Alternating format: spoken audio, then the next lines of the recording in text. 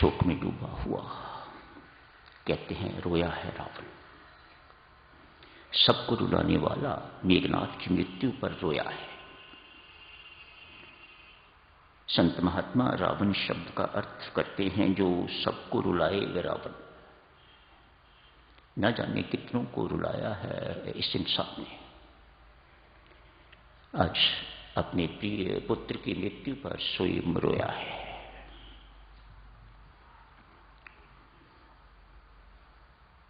वैसे भी मोह का प्रतीक है रावण। ये भी किसी को नहीं छोड़ता।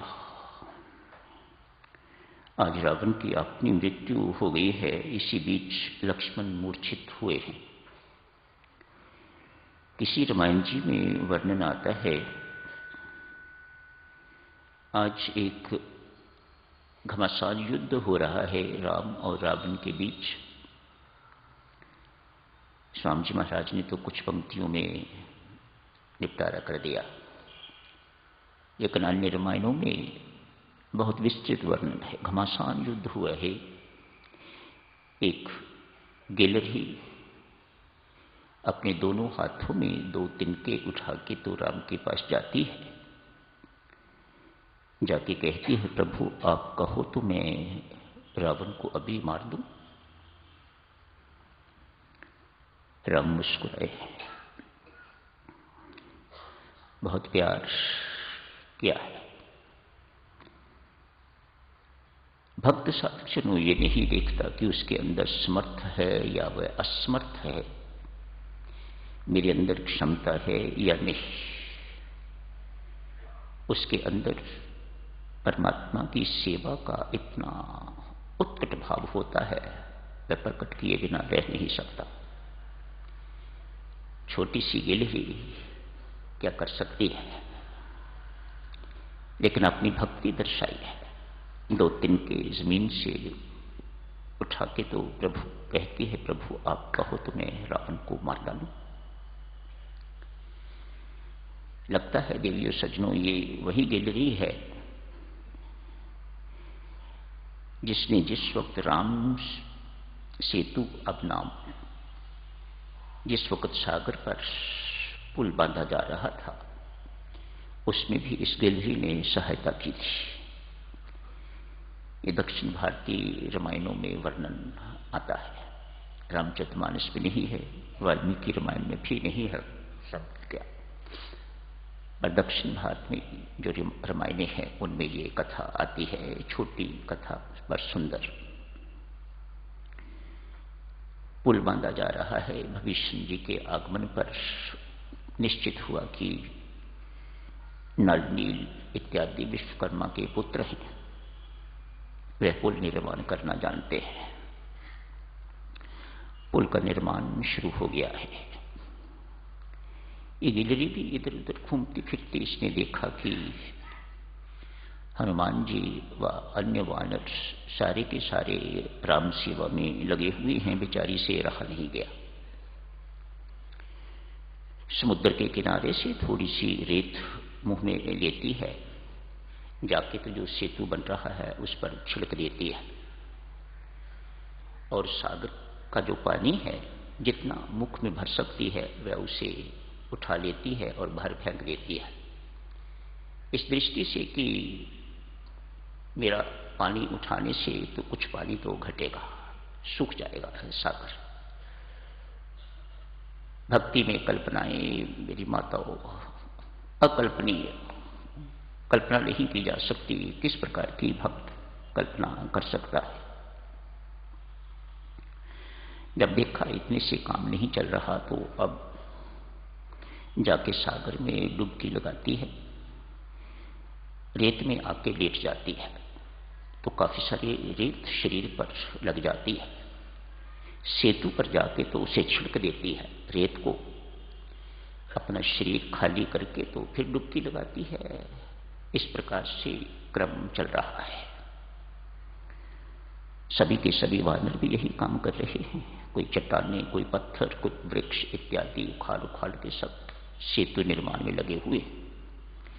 हनुमान जी महाराज ने देखा ये बार बार गिलहरी आगे आती है, हमें डिस्टर्ब करती है। इसको कहीं उठा के फेंकना चाहिए, कहीं पांव के नीचे आके बढ़ जाएगी, दब जाएगी, हमें पाप लगेगा। ऐसा ही हुआ, हनुमान जी के पांव के नीचे ही इसकी पूंछ आ गई, पूंछ लंबी हो गई। आपने देखा होगा गेलरी, उसका बाकी शरीर तो छोटा है लेकिन पूंछ बड़ी लंबी है। कहते हैं तभी से है, जब से हनुमान जी महाराज ने इनकी पूंछ पर पांव रखा तो पूंछ लंबी हो गई। तो अब इनके वंश सारे के सारे लंबी पूंछों वाले ही हैं। भगवान राम के पास सूचना पहुंची, एक गेलरी रो रही है, सेतु निर्माण हो रहा है, लेकिन ये गिलहरी रो रही है, उसे कोई दुख है, तकलीफ है। भगवान ने गिलहरी को बुलवाया, मंगवाया अपने पास। तो रोती हुई को ही अपने हाथ पर उठा के तो उसे देखा। क्या बात है, भगवान श्री की करुणा, क्या बात है। गिलहरी तू क्यों रो रही है? तो बताती है कि इस प्रकार से हनुमान जी ने मेरी पूंछ पर पांव रख दिया है। मेरी पूंछ देखो सरकार कितनी लंबी हो गई है, ये मेरे शरीर के मुताबिक नहीं रही। हाँ, भगवान कहते हैं हनुमान अपराधी है, तू बोल उसे क्या दंड दिया जाए, जो तू कहेगी मैं उसे वही दंड दूंगा। गिलहरी कहती है महाराज जरूर, वह अपराधी है, उसको दंड मिलना ही चाहिए। तू बताना, तू जो कहेगी मैं वही दंड दूंगा। गिलहरी कहती है महाराज धीराज उसके सिर पर हाथ रख दीजिएगा। ये क्या सजा हुई? भगवान पूछते हैं गिलहरी से। गिलहरी कहती है महाराज भक्ति की बात है साधकजनों, भक्त की भावनाओं की बात है और भक्ति की बात है। महिमा देखिएगा भक्ति की, ये किसी पर रंग ना चढ़ाए कभी हो नहीं सकता। इतनी गहरी है, इतनी गूढ़ी है ये। गिलहरी कहती है महाराज यदि हनुमान जी महाराज ने मेरी पूंछ के ऊपर पांव न रखा हुआ होता तो आज मेरे जैसे तुच्छ जंतु को, शब्द प्रयोग करती है, मेरे जैसे तुच्छ जंतु को आप जी का प्यार न मिला हुआ होता। मैं इस वक्त आपके हाथ पर हूं। एक संत की कृपा हुई है मेरे ऊपर, तो आपकी कृपा कि मैं पात्र बन गई, आपके प्यार की पात्र बन गई। ये हनुमान जी महाराज बहुत बड़े संत हैं महाराज, इनके सिर पर हाथ रखिए। भगवान श्री इस प्रपोजल को सुन के बहुत प्रसन्न हुए। इस हाथ में गिलहरी को पकड़ा हुआ है और दाएं हाथ से उसकी पीठ पर हाथ फेर रहे हैं। आज भी भगवान की 3 उंगलियों के निशान हर गिलहरी पर आपको पड़े हुए दिखाई देते हैं।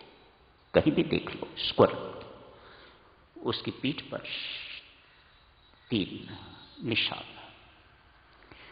कहीं पर साधकजनों ऐसा वर्णन भी आता है,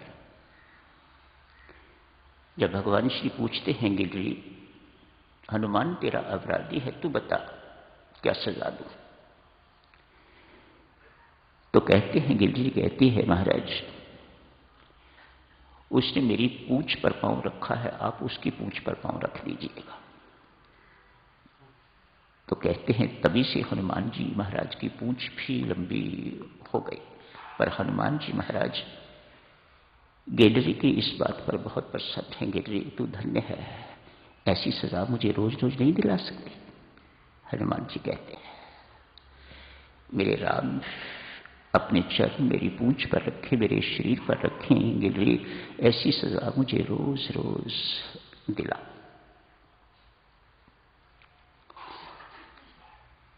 लक्ष्मण मूर्छा हुई है बीच में। रावण मृत्यु के बाद साधकजनों बहुत सुंदर उपदेश है, कल अन्य लोग भी आए हुए होंगे, कल चर्चा करेंगे रावण क्या उपदेश देता है लक्ष्मण जी महाराज को और प्रभु राम को मरते वक्त। आज इस वक्त हनुमान जी संजीवनी बूटी लेने के लिए गए,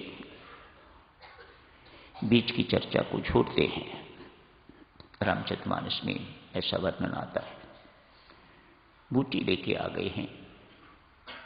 सुषेण जो वैद्य जी हैं उन्होंने बूटी को पिसवाया है, जो कुछ भी करवाना था ताकि उसका रस निकले।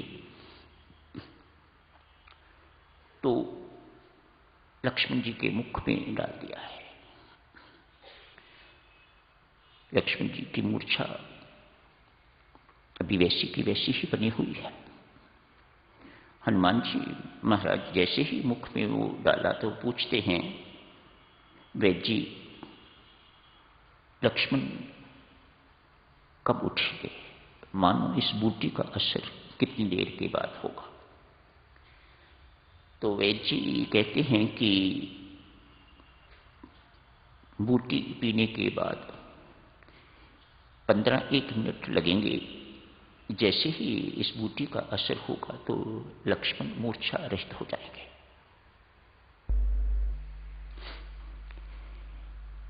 एक बार जूस डाला, रस डाला, लक्ष्मण वैसे के वैसे ही हैं। दूसरी बार फिर डाला, लेकिन मूर्छा से लक्ष्मण निकल नहीं रहे। साधक स्वरूप किसी एक रामायण में इस प्रकार का वर्णन आता है, जैसे हनुमान जी महाराज इतना बड़ा काम करके आते हैं। स्वामी जी महाराज ने तो लिखा है भूमि उखाड़ी और उठा के ले आए, लेकिन दूसरी रामायण में तो कहते हैं उन्होंने पूरे का पूरा पहाड़ भी उठा लिया। तो हनुमान जी महाराज के अंदर थोड़ी सी उत्कृष्टता आ गई है, ऐसा वर्णन आता है।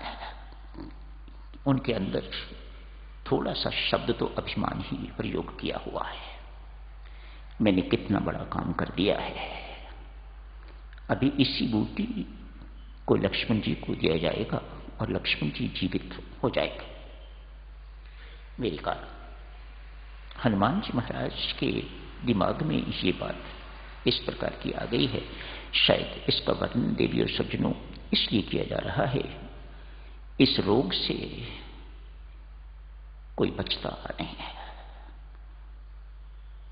यदि हनुमान जी महाराज को चाहे थोड़े समय के लिए, चाहे थोड़ी मात्रा में ये रोग हुआ पर हुआ तो हम उनके सामने क्या है? हम तो महारोगी हैं। हमारे अंदर तो ये रोग घर किए हुए हैं। हम तो जन्म से रोगी हैं और अभी तक रोगी ही बने हुए हैं। हमारा रोग बड़ा है, हमारा रोग किसी प्रकार से घटा नहीं है। पर थोड़े समय के लिए हनुमान जी महाराज के अंदर भी ये रोग आ गया। जांगवान जी बैठे हुए हैं, बहुत समझदार हैं, बहुत बुद्धिमान हैं। उन्होंने कहा, वे जी इस बूटी से लक्ष्मण जी की मूर्छा टूटने वाली नहीं।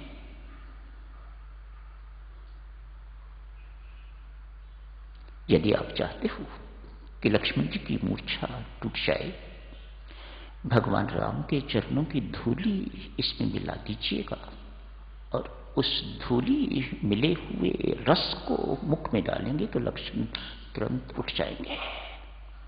ऐसा ही हुआ। भगवान राम की चरण रज